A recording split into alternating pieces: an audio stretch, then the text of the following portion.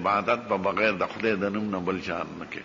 او که ثواب یې ورته بخي نو ثواب بېشکه رسي خو سوال دا دی چې دی شیخ عبدالقادر جیلاني په تا حق دی که د مور پلار در باندې حق دی خدای د مور پلار په باره کې وایي 15مه پاره کې وقضا ربک الا تعبدوا الا ایاه وبالوالدین احسانا اما يبلغن عندك الكبر احدهما او كلاهما فلا تقل لهما وقل لهما قولا كريما واخفض لهما جناح الذل من الرحمه وقل رب ارحمهما كما ربياني صغيرا خدای پاکوی عبادت په زما کوي او مور پلار سره به احسان کوي دا ازل نه زما فیصله او احسان سره مرګ او جنت یاد کړي په جن به احسان کې د مرګ نه پس به احسان کې خیرات به کې لاس پوچته زیارت لوي د مور پلار دوستان او خپلوانانو سره به تعلق ساتي د مور پلار د خاطر د شیخ عبدالقادر جیلانی نه ویلي او نه د پیر نو دی ولی یادی شیخ عبدالقادر جیلانی مور پلار نه یادی د دې خدا سے مثال دی لکه یو لوی کل مبارک سړی په باغ کې ناست دی او ورته مخې الواګانې او شیرینې او مټیانې پرتي او ایر کنډیشن او پکی او یخ شربتونه او ته منګي د شربت ډک کې پلار دې په سوراڼه د پلوسې په مقبره کې چغې وایي یا بچې یو ګیلاس اوبه راوړه او ته دا غټ جام او منګي یو سي هغه بزرګ له نو دا دې بې وقفتیا ده که هوښیارتیا ده هغه مزه وکړي دی هغه ته شربتونه پراته دي پلار پسې وکړه خوار ځکه پلار ځکه نه پلار دې ضروري دی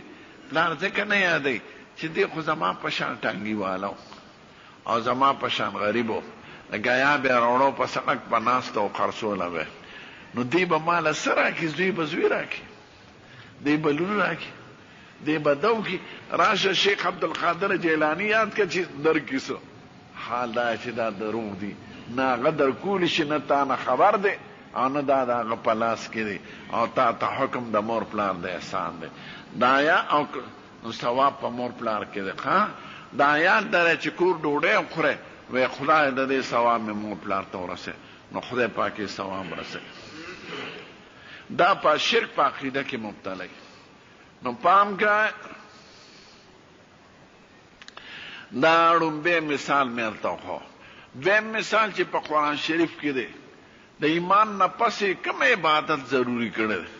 هغه مونځ دی 100 کرته قرآن شریف کې دی او چې خدای وایي نو یې مونځ ودروئ یقیمون الصلاة اقیموا الصلاة مونځ ودروئ مونځ کولم ضروري دی او مونځ ودرولم ضروري دی مونځ څنګه ضروري دی دا خو زموږ عقیده ده چې فرض ده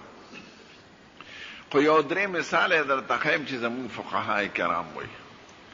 وی داسې وخت کې مونځ نه معاف کېږي چې سړی دشمنانو پورې وتړي او ټوپکې ورته ونیسي او سیولي او دغه وخت کې مونځ قضا کېږي دی به په هغه تړلي بدن هم مونځ کوي اشاره یو مثال دویم مثال یو ښځه د لنګون درد دی پې او بچی شروع شوي دی کله په لنګون کې ډېر وخت لګي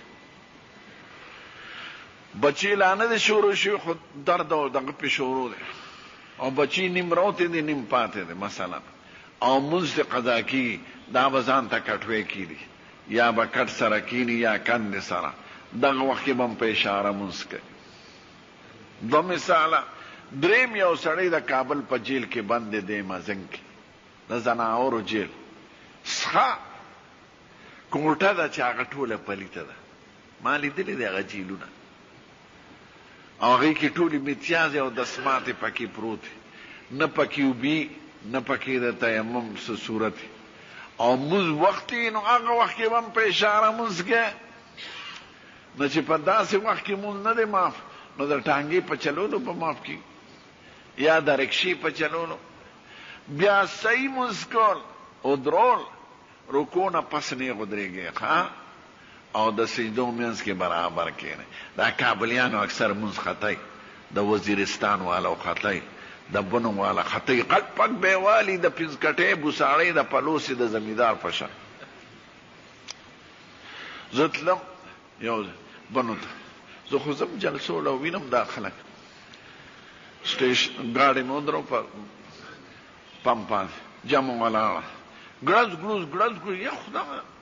او بیا مې ورته سخت تقریر وکړ بنوسیانو ته ورځل ورته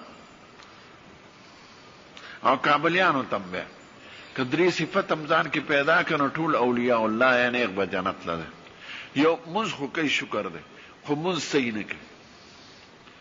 لوی عالم به غټ پک به واني